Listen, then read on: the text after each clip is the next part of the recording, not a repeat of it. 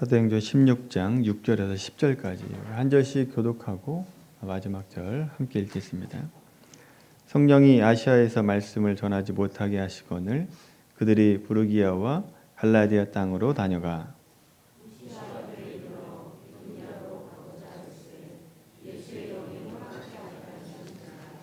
무시아를 지나 드로아로 내려갔는데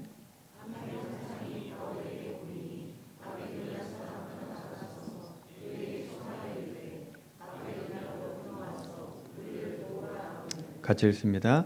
바울이 그 환상을 보았을 때 우리가 곧 마게도냐로 떠나기를 힘쓰니 이는 하나님이 저 사람들에게 복음을 전하라고 우리를 부르신 줄로 인정함이로라. 아멘. 6절의 말씀 보시면 성령이 아시아에서 말씀을 전하게 못하게 하신다라고 말씀하고 있는데 아시아가 워낙 넓어서 여기가 어딘가라고 궁금해하실 분이 있는데 이 아시아는 터키에 있는 아시아, 소아시아를 말하고 있습니다. 자, 오늘 말씀을 들을 때 2차 선교여행 지도를 함께 보시면서 들으셔야 이해가 훨씬 더 쉽다라고 말씀을 드렸습니다. 지도가 머릿속에 안 그려지면 잘 이해가 안 되기 때문에 그렇습니다. 자, 바울이 2차 선교여행 목적지 소아시아 중심 지역이었던 에베소가 목적지였습니다. 바울의 목적지가 에베소였다라고 하는 것을 보면 바울이 유대 민족주의를 벗어나서 이방인들에게 복음을 전하긴 했습니다만 아직도 여전히 이스라엘 백성들이 많이 살고 있는 지역을 벗어나지 못하고 있었다라고 하는 것을 우리가 알게 됩니다. 그러나 하나님이 가지고 계신 계획은 바울을 통해서 전 세계에 복음을 전하는 것, 또 모든 인류가 구원받는 것이었다라고 하는 겁니다. 그래서 에베소로 가려고 하는 이 바울을 막습니다. 결국 바울은 갈라디아 지역과 부르기아 지역을 지나서 에베소보다 북쪽에 위치했던 무시아 지역으로 무시아로 가게 되죠. 바울은 무시아에서 더 북쪽이었던 비두니아로 올라가려고 했습니다. 그런데 하나님께서 또 막으시는 겁니다.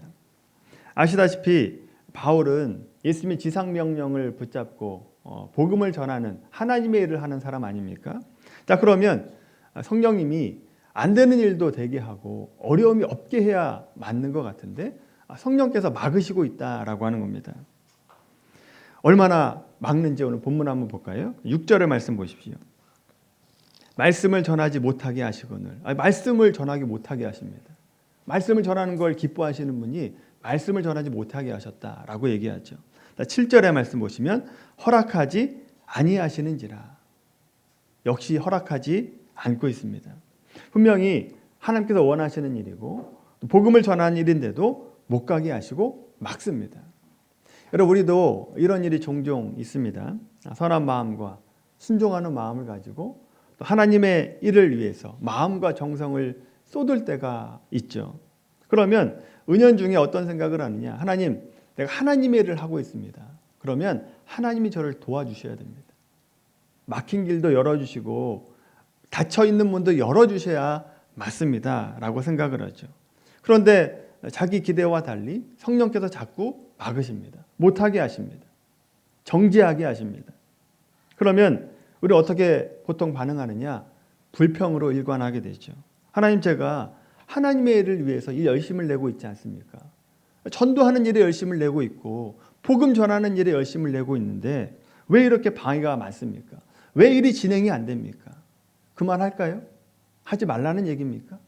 이렇게 원망과 불평을 하게 된다라고 하는 거죠. 여러분, 이렇게 반응하는 것은 옳지 않습니다. 하나님께서 막으실 때 우리가 보여야 되는 반응, 그 막으심에 순종하는 겁니다. 막으심에 막히는 게 순종이다라고 하는 거죠. 우리가 순종해야 되는 이유는 우리 그리스도인들의 독특한 정체성과 관련이 있습니다. 우리 그리스도인들은요, 하나님의 자녀이면서 하나님의 종으로 불림받는 자들입니다. 우리 하나님의 사랑받는 자녀입니다. 동시에 하나님의 사명을 맡은 종이라고 하는 사실을 잊어서는 안 되죠. 여러분, 종은 자기 생각이 없습니다. 자기 의지가 없어요. 주인이 시키는 것을 하는 게 종입니다. 따라서 우리가 하나님의 일을 할 때에도 하나님께서 막으시면 막혀야 됩니다. 하나님이 하지 말라라고 얘기하면 하지 않는 사람이 돼야 된다라고 하는 거죠. 그러면 그 결과는 하나님께서 책임져 주십니다. 내가 결과를 맺는 것이 아니라 하나님이 주시는 대로 결과를 맺으면 된다라고 하는 거죠. 여러분, 우리 모두가 하나님의 일을 한다고 해서 하나님의 의지와 뜻까지 어겨가면서 해도 된다라고 하는 교만함을 버리게 되길 바랍니다. 하나님의 일을 맡은 청지기는 순종해야 된다라고 하는 것을 기억하고 하나님의 일을 하는 우리 모두가 되길 바랍니다. 오늘 본문으로 다시 돌아오시면 바울이 가는 곳마다 성령께서 못하게 하시고 허락하지 않으니까 바울이 어떻게 합니까? 바울이 어떻게 해요? 고집합니까? 에베소로 가기를 고집해요? 그렇지 않다라고 하는 거죠. 하나님의 막으심에 순종하고 있습니다. 막힐 때 막히고 있습니다. 자기 뜻을 고집하지 않죠. 8절의 말씀 보시면 바울이 무시아를 지나서 드로아로 가게 됩니다. 이 드로아가 여러분 트로이 목마 들어보셨죠? 그 드로이입니다. 여러분, 이 드로아로 가서 바울이 있을 때 9절의 사건이 일어나게 되죠. 9절 말씀 같이 한번 읽어볼까요? 9절 말씀 읽습니다. 시작. 밤에 환상이 바울에게 보이니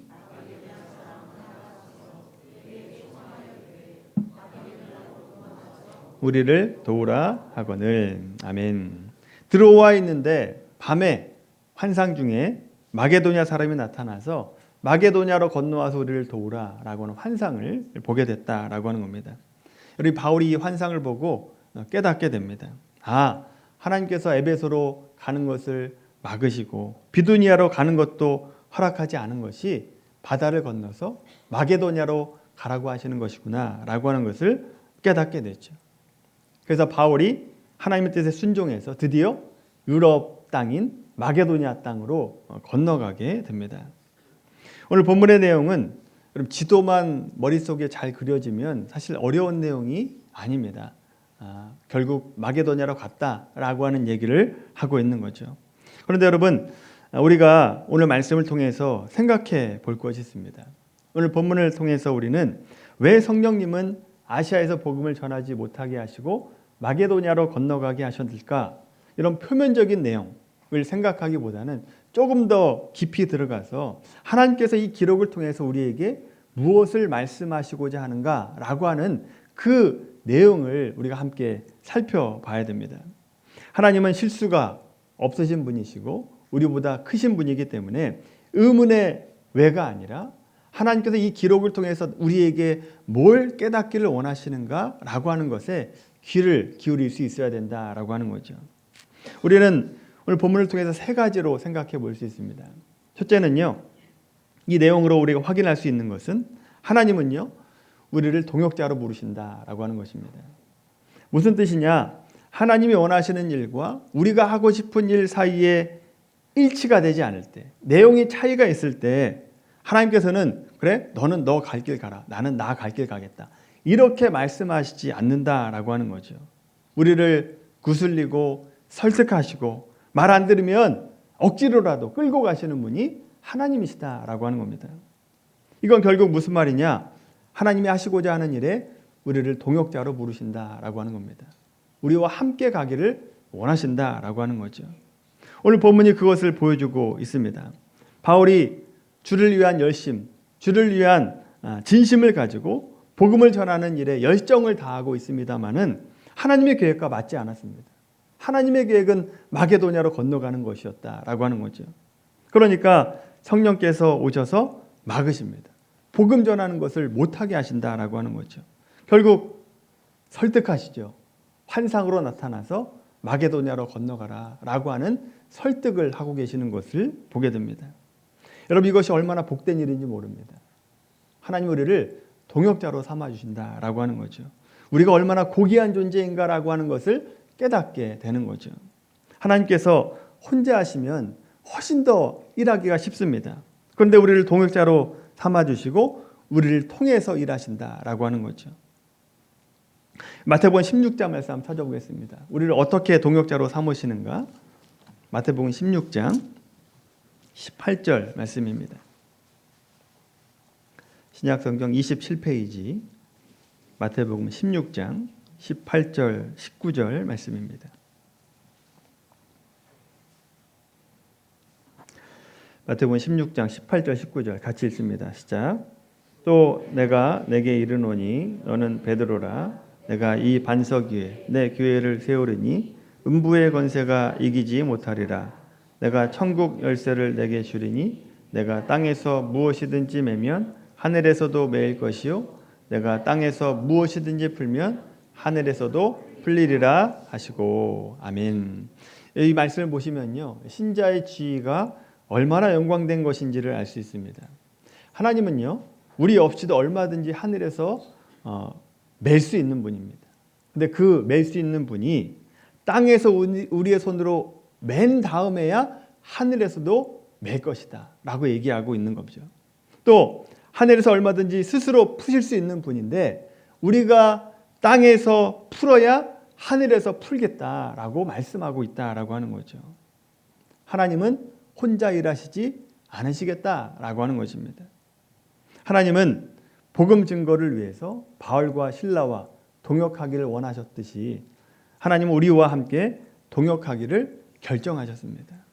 그리고 하나님이 동역하기 위해서, 우리와 동역하기 위해서 스스로를 제한하셨다라고 하는 거죠. 스스로의 능력과 권능을 사용하지 않을 만큼 우리와 동역하기 원하시는 하나님, 그 하나님이 우리 하나님이시다라고 하는 거죠. 두 번째로 오늘 말씀을 통해서 하나님께서 깨닫기 원하시는 것은 하나님께서 문을 닫으실 때는 또 다른 새로운 길로 문을 열어주신다라고 하는 것입니다. 지금 바울이 전도하려고 에베소로 가려고 할 때 성령께서 막으시죠. 또 무시아에 이르러서 비두니아 지역으로 올라가려고 하는데 또다시 막으십니다. 이렇게 하나님께서 자꾸 막으시는 이유는 우리로 하여금 좌절시키려고 하는 것이 아니라 하나님께서는 새로운 문을 열어주시기 위해서 닫으신다라고 하는 것입니다. 더 넓은 곳, 바울과 실러로 하여금 더 넓은 지역, 새로운 지역, 유럽이라고 하는 새로운 땅으로 인도하기 위해서 아시아에서 복음 전하는 것을 막으시고 계시다라고 하는 거죠. 여러분, 바울은 아마도 아시아를 떠나본 적이 없었던 것 같습니다. 유럽 땅을 밟아본 적이 없었기 때문에 이 아시아 지역에 갇혀 있었다라고 하는 거죠. 그러니까 하나님께서 작은 문들을 다 막으십니다. 그리고 큰 길로 가는 길을 열어주시는 하나님의 손길을 보게 되죠. 앞에서 말씀드렸죠. 때때로 우리가 선한 동기를 가지고 하나님과 복음을 위해서 열심을 낼 때 길이 자꾸 막힌다거나 또 자꾸 문이 닫힐 때, 그럴 때 여러분 좌절하거나 불평하지 않게 되길 바랍니다. 막으시면 막히십시오. 닫혀 있으면 닫힌 대로 머물러 있길 바랍니다. 그렇게 닫혀 있고 있을 때 우리가 이렇게 생각을 해야 됩니다. 좌절하지 마시고 하나님께서 새로운 길로 열어주시려고 새로운 문을 준비하고 계시는구나, 이렇게 기대와 소망을 갖게 되길 바랍니다. 바울을 보십시오. 바울이 성령이 막으실 때, 막히고 문이 닫혔을 때 순종하게 됩니다. 그러니까 하나님께서 터키 지역을 벗어나서 마게도니아 지역, 또 마게도니아 아래에 있는 아가야 지역으로 인도하고 계시죠. 뿐만 아니라 여러분 2차 선교 여행을 통해서 바울은 로마를 보게 됩니다. 서바나를 보게 돼요. 더 넓은 땅을 보게 되었다라고 하는 겁니다. 여러분, 하나님께서 막으실 때는 새로운 길로 열어주십니다.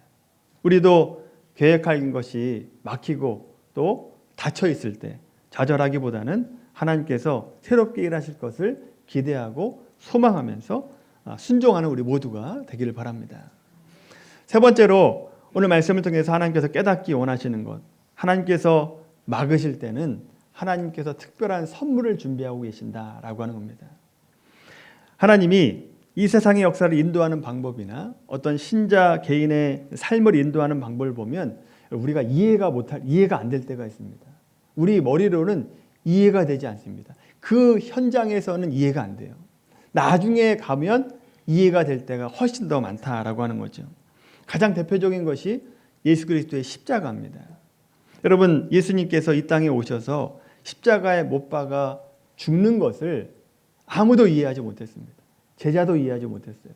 왜 십자가에 죽으셔야 되는가 이해하지 못했다라고 하는 거죠. 제자들마저 다 도망을 가버렸다라고 하는 거죠. 그러나 주님이 십자가에 죽으시는 것이 하나님의 실패가 아니다라고 하는 것을 우리에게 분명히 보여주시죠. 하나님의 특별한 선물이 있었습니다. 그 십자가의 죽으심으로. 그 십자가의 죽으심으로 많은 사람들이 구원을 받게 됐죠. 전 인류가 구원을 받게 되었고 저와 여러분이라고 하는 열매가 맺혀질 수 있었다라고 하는 겁니다.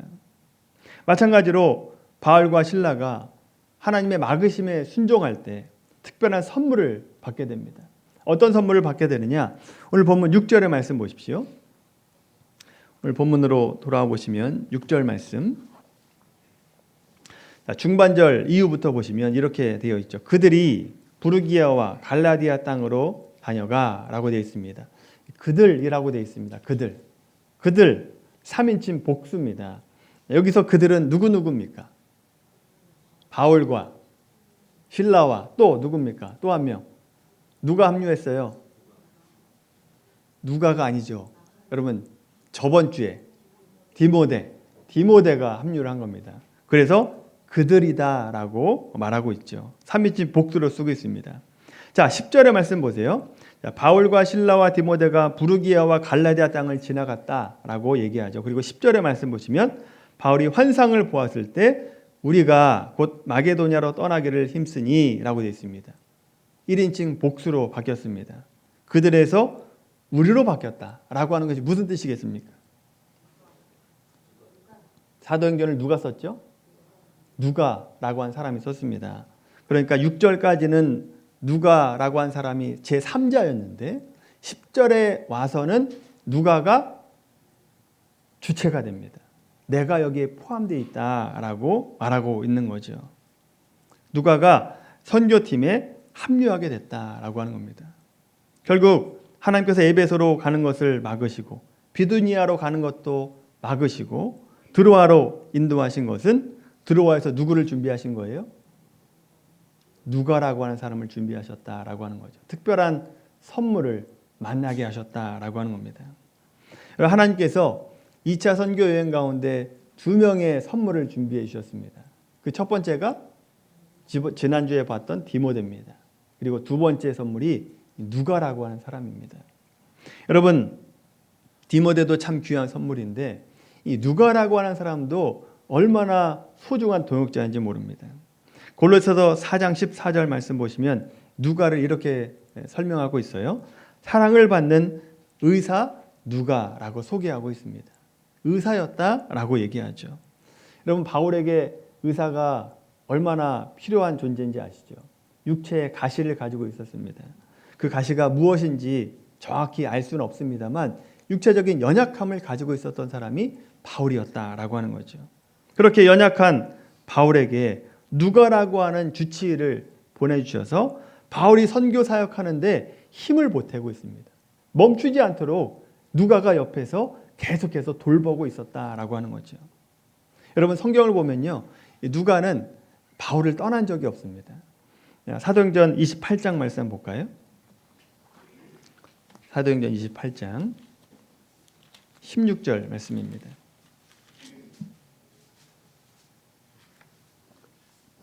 사도행전 28장 16절 말씀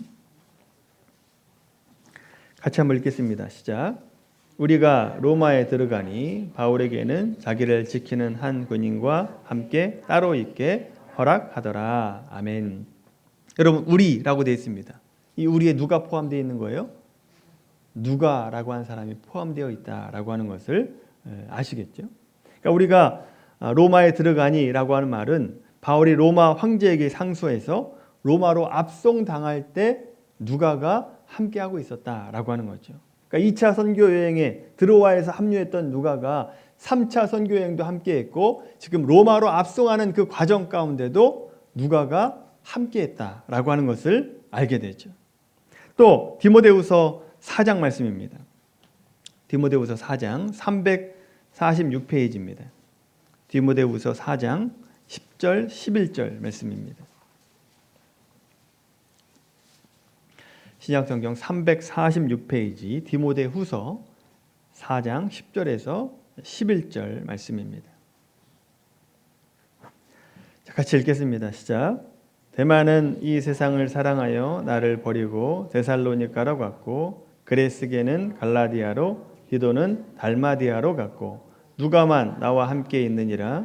내가 올 때에 마가를 데리고 오라. 그가 나의 일에 유익하니라. 아멘. 바울이 2차 로마 지하 감옥에 갇혔습니다. 그러자 데마와 그레스게와 디도도 바울을 떠났죠. 누구만 있어요? 누가만 함께 있었다라고 하는 거죠. 그래서 바울이 죽을 때까지 바울의 곁을 지켰던 사람이 바로 누가라고 한 사람입니다. 하나님께서 이런 귀한 선물을 바울이 하나님께서 막으실 때, 순종했을 때 누가라고 한 사람을 선물로 보내주셨다라고 하는 것이죠. 여러분, 하나님의 여러분의 길을 막으시는 것 같습니까? 하나님이 여러분의 문을 닫고 계십니까? 그렇다면 원망과 불평이 아니라 가장 먼저 하나님의 막으심에 순종하는 우리 모두가 되기를 바랍니다. 그리고 하나님께서 나를 동역자로 부르고 계시는구나, 나를 지금 설득하고 계시는구나 라고 이해하십시오. 그리고 하나님께서 막으셨으니 새로운 길로 열어주시겠다 라고 하는 기대를 가지십시오. 또 하나의 기대, 하나님께서 막으셨으니 하나님께서 또 특별한 선물을 나에게 주시겠구나 라고 하는 기대와 소망을 갖게 되기를 바랍니다. 그래서 여러분, 저 여러분들이 하는 하나님의 일이 더욱더 풍성하게 되기를 바라고 하나님을 더 영광스럽게 하는 우리 모든 삶이 되기를 예수님의 이름으로 간절히 축원합니다.